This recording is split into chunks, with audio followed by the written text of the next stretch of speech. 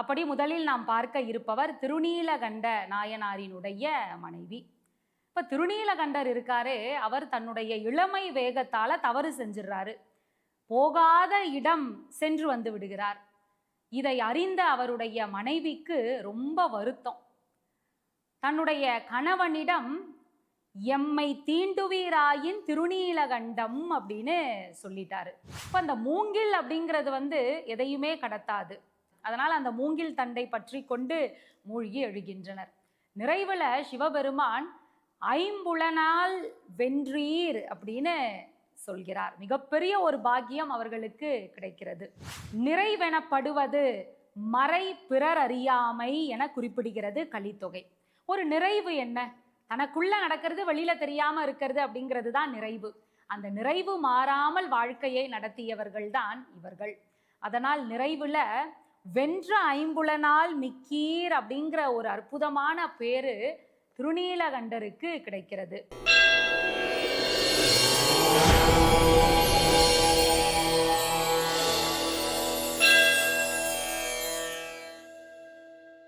தெய்வத்தமிழ் TV நேயர்களுக்கு ரேகாமணியின் அன்பு வணக்கம்.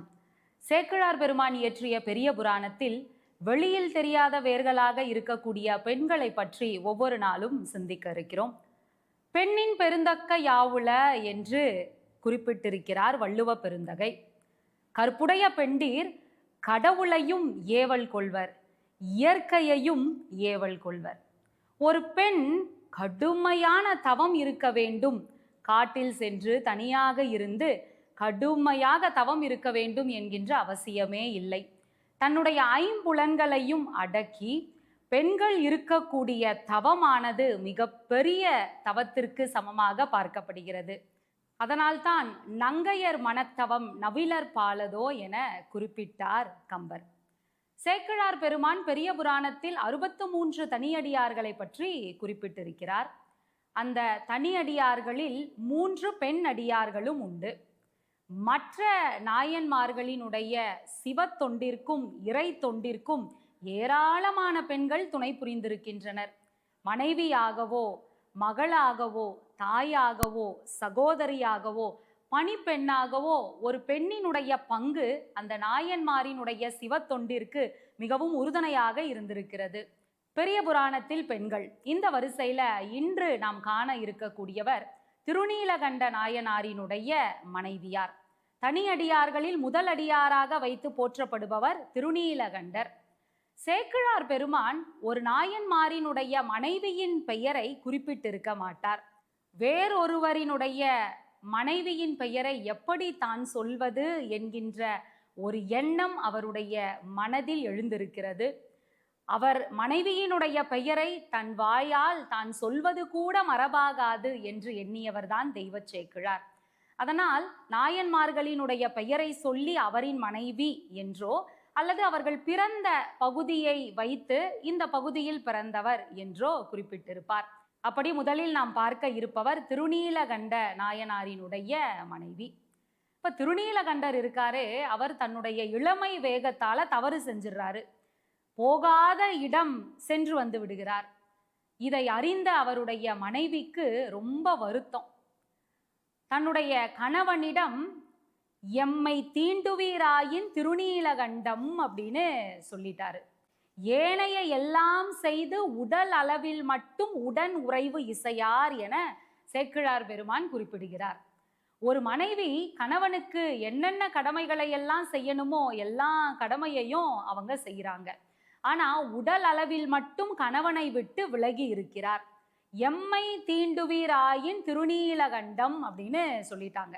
என்னை தொட்டிங்கன்னா திருநீலகண்டம் உங்களை தடுப்பதாக அப்படின்னு சொல்லிய பிறகு அவருடைய கணவர் திருநீலகண்ட நாயனார் எந்த பெண்ணையும் இனி தான் மனதாலும் கூட தொடுவது இல்லை என்கின்ற ஒரு சபதத்தை ஏற்று ஒரே வீட்டுக்குள்ள 4 சுவற்றுக்குள்ள அவர்கள் வாழ்ந்து கொண்டிருந்தாலும், கணவன் மனைவியாக வெளி உலகத்திற்கு தெரிந்தாலும் கூட அந்த வீட்டுக்குள்ள கணவன் மனைவியா தாங்கள் வாழவே இல்லை. இப்போ வயது மூப்பு வருது. அந்த கதைலாம் நம்ம அறிந்ததுதான். திருநீலகண்ட நாயனாரினுடைய அன்பை சோதிப்பதற்காக சிவபெருமான் ஒரு சிவயோகி கோலத்துல வராரு. வந்து ஒரு திருவோட்டை கொடுத்து அதன் பிறகு வந்து வாங்கி கொள்கிறேன், இதை பாதுகாத்து வையுங்கள் அப்படின்னு சொல்லிட்டு போறாரு. இவரும் பாதுகாத்து வைக்கிறார். அதன் பிறகு அதை மறையவும் செய்கிறார். திரும்ப வந்து கேட்கின்ற பொழுது திருவோடு இல்லை.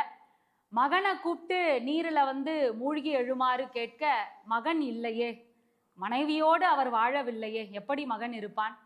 சரி, அப்ப மனைவியினுடைய கரத்தை பற்றியாவது மூழ்கி எழ வேண்டும் அப்படின்னு சொல்லும் பொழுது மனைவியின் கரத்தை கூட பற்றி கொண்டு நீரில் மூழ்கி எழ முடியவில்லை.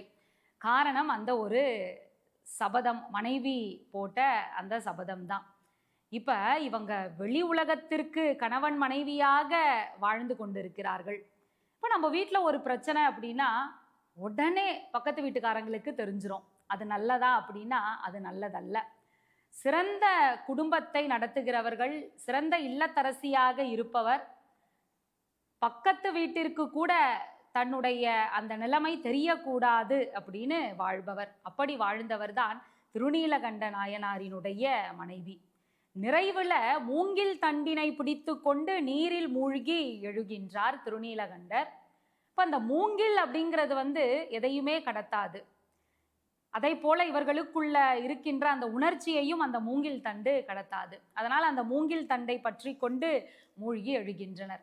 நிறைவுல சிவபெருமான் ஐம்புலனால் வென்றீர் அப்படின்னு சொல்கிறார். மிகப்பெரிய ஒரு பாக்கியம் அவர்களுக்கு கிடைக்கிறது. ஒரு இல்லத்தரசியினுடைய 4 கடமைகளை திருவள்ளுவர் குறிப்பிடுகிறார். அது என்னென்ன? முதலில் அந்த இல்லத்தரசி கற்பு நெறியால் தன்னை காத்து கொள்ள வேண்டும், தன்னுடைய கணவனை காக்க வேண்டும், தனக்குள் இருக்கின்ற அந்த உறுதியை, மன உறுதிப்பாடை காக்க வேண்டும், தங்களுக்குள் இருக்கின்ற அந்த சிறப்பை காக்க வேண்டும். இதுதானே? இப்படிப்பட்ட இல்லத்தரசியாக வாழ்ந்தவர் தான் திருநீலகண்ட நாயனாரினுடைய மனைவி. தற்காத்து தற்கொண்டான் பேணி தகை சான்ற சொற்கார்த்து சோர்விழால் பெண் அப்படின்னு திருவள்ளுவர் குறிப்பிடுகிறார். இந்த 4 செய்தது மட்டுமல்லாது இவருடைய மனைவி இன்னும் ஒன்றையும் செய்தார். அது என்னன்னா, தனக்குள் இருக்கின்ற அந்த கவலை, தன் குடும்பத்தில் இருக்கின்ற பிரச்சனையானது வெளியில் தெரியாத வண்ணம் பார்த்து கொண்டார். நிறைவெனப்படுவது மறை பிறர் அறியாமை என குறிப்பிடுகிறது கலித்தொகை. ஒரு நிறைவு என்ன? தனக்குள்ள நடக்கிறது வெளியில தெரியாம இருக்கிறது அப்படிங்கிறது தான் நிறைவு. அந்த நிறைவு மாறாமல் வாழ்க்கையை நடத்தியவர்கள் தான் இவர்கள். அதனால் நிறைவுல வென்ற ஐம்புலனால் மிக்கீர் அப்படிங்கிற ஒரு அற்புதமான பேரு திருநீலகண்டருக்கு கிடைக்கிறது. தான் கற்பு நெறியில் நின்றது மட்டுமல்லாமல் தன் கணவனையும் அதே நெறியில் நிற்க வைத்தார் திருநீலகண்ட நாயனாரினுடைய மனைவி. அதனால் தான் அவரை அறிமுகப்படுத்துகின்ற பொழுதே சேக்கிழார் பெருமான் திருவினும் உருவம் மிக்கார் அப்படின்னு சொல்றார். திருமகள் அப்படின்னா அழகுல சிறந்தவளை தான் திருமகள் அப்படின்னு சொல்வோம், கலைமகள் அப்படின்னு சொல்வோம். திருவினும் உருவம் மிக்காள், திருமகளை விட அழகு நிறைந்தவள் அப்படின்னு ஒரு பெண்ணை குறிப்பிடுகிறார் என்று சொன்னால் எப்பேற்பட்ட பலமாக அந்த பெண் அந்த கணவனுக்கு இருந்திருக்க வேண்டும்.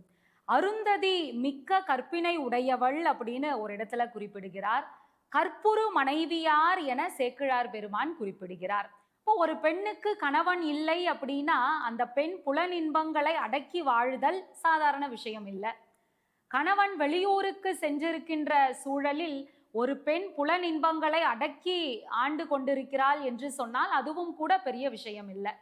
ஆனா கணவன் உடன் இருக்கின்ற பொழுதே தன்னுடைய இன்பங்களை எல்லாம் துறந்து புலனடக்கத்தோடு ஒரு பெண் வாழ்ந்து வருகிறாள் என்று சொன்னால் எப்பேற்பட்ட அரிதினும் அரிய தவமாக அது இருக்க வேண்டும்.